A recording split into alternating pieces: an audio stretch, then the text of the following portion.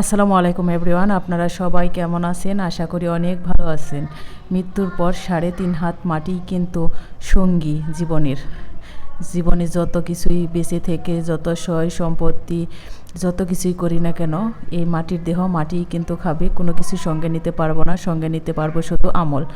আর আমরা মৃত ব্যক্তির নামে এত বেশি আনন্দ উল্লাস করে যে খরচ করি, 40 অনুষ্ঠান করি, গরু ছাগল কিনে অনেক মানুষকে দাওয়াত করে খাওয়ানো হয়।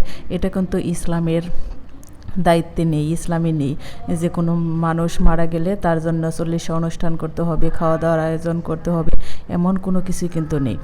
ইসলামে আছে মৃত ব্যক্তির নামে তার সন্তান স্ত্রী যদি বেঁচে থাকে তাহলে তার জন্য 2 হাত ভরে যত দান করবে, যত আমল নামা করবে, সন্তান যত ভালো কাজ করবে, বাবা মায়ের জন্য দোয়া করবে, দান খয়রাত করবে, সেটাই কিন্তু কাজে আসবে। আর আমাদের এই অঞ্চলে কিন্তু ভিন্ন রকম দেখা যায়, মানুষ মারা গেলে সাথে সাথে একটা অনুষ্ঠান করে, সেখানে অনেক নামি দামি মানুষকে খাওয়ানো হয়, সেখানে কোনো গরিব মানুষ কিন্তু থাকে না। এখানে কিন্তু যদিও খাওয়ানো হয়, দেখা যায় যে ইতিম মিসকিন যারা কখনোই ভালো জিনিস আয়োজন করে খেতে পারে না, ইচ্ছা থাকা সত্ত্বেও একজন মানুষের সবসময়ই কিন্তু ইচ্ছা থাকে সে ভালো কোনো খাবার খাবে, খেতে পারে না, ওই রকম মানুষগুলোকে যদি খাওয়ানো হয়, একজন মৃত ব্যক্তি মরে যাওয়ার পরই তার জন্য যদি এরকম কোনো অনুষ্ঠান করা হয়, তাহলে কিন্তু সেখানে মন ভরে প্রাণ ভরে যদি খায়, খাওয়ার পরে তারা যদি দোয়া করে, তাহলে সেটা কিন্তু কাজে লাগবে।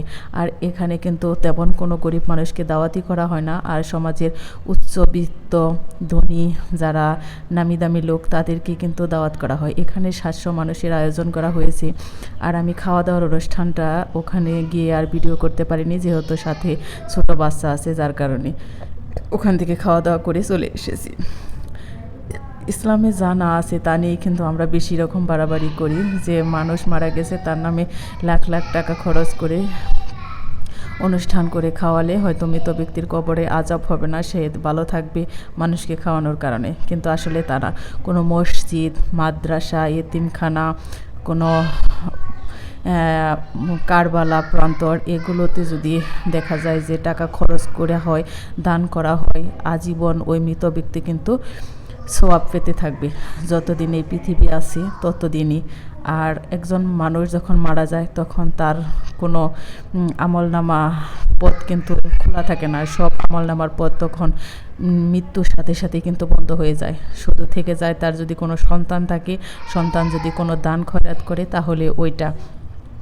আসলে আমার ছোটো মুখে হয়তো এত বড় বড় কথাগুলো মানাবে না, আর আমার বলাও কিন্তু হবে না। এখানে মসজিদের ইমাম সাহেব আছে, সেও কিন্তু বুঝিয়ে বলতে পারে যে টাকাগুলো তোমরা দান করো, তাহলে কাজে লাগবে, আজীবন সওয়াব পেতে থাকবে। এই পৃথিবীটা যতদিন থাকবে ততদিনই কিন্তু একজন মানুষ তার সওয়াব পেতে থাকবে, মৃত ব্যক্তিটা। আর তা না করে এভাবে খাওয়ালে কোনো লাভ তো হয় না, বরং কিন্তু মানুষেরা দুর্নামের মুখে পড়ে। এক একজনে কিন্তু এক এক রকম খাওয়ার চাহিদা, সবাই তার মন ভরে হয়তো খেতে পারে না। এখানে দেখা যায় যে মাফিক খাওয়া দাওয়া করা হয়, এই যে যার যার মতো হয় না অনেক সময়। সবাইকে কিন্তু এতগুলো মানুষ দাওয়াত করার পরও সবাইকে তার মন ভরে খাওয়ানো যাবে না কখনো। তাহলে দেখা যায় যে এত টাকা খরচ করেও কিন্তু মানুষের মন পাওয়া গেল না। কিন্তু আল্লাহর রাস্তায় দান করলেও অনেক বেশি